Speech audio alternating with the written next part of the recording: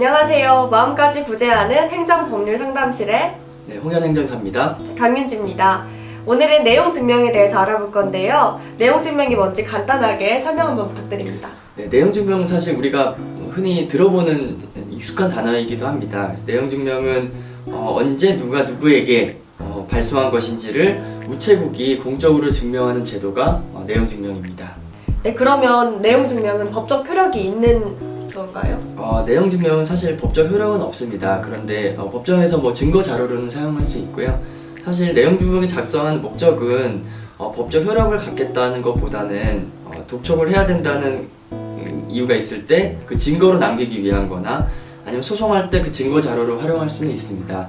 그래서 대부분은 우리가 계약서를 쓸 때도 계약을 쓴 다음에 계약 날짜가 언제까지 돈을 주기로 했다고 했을 때 그 날에 돈을 못 준다고 해서 바로 계약이 파기되지는 않습니다.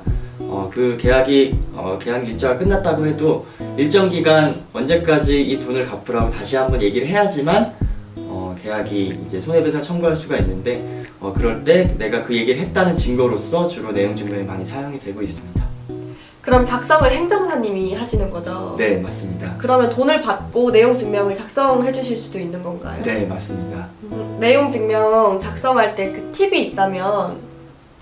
내용증명은 이제 법적 효력이 없기 때문에 이제 목적이 중요합니다. 물론 아까 말씀드린 대로 고지하는 것이 주로 목적이긴 하지만 실제로 현실에서 우리가 내용증명을 작성하는 방법은 어떻게 보면 그 소송으로 가지 않고 해결할 수 있는 방법을 찾는 게 사실 제일 중요합니다. 그래서 이제 어떤 분들은 내용증명을 무조건 막 이렇게 보내는 것만 생각을 하시는데 그렇다기보다는 내용증명에서 중요한 것은 내용증명을 받는 사람이 어떻게 하면 내가 이거를 어느 정도 해결할 수 있는지 그거를 항상 생각하고 보내는 것이 좋습니다. 예를 들면 나는 항상 원만한 합의를 원하는데 이렇게 해준다면 어떻게 할 수 있다. 나도 그렇게 해서 꼭 그 받는 사람이 꼭 싸우자는 것이 아니고 원만한 해결하기 위해서 이걸 해줬으면 좋겠다 라는 것들을 명확하게 하기 위해서 보낸다면 오히려 더 좋을 것 같습니다.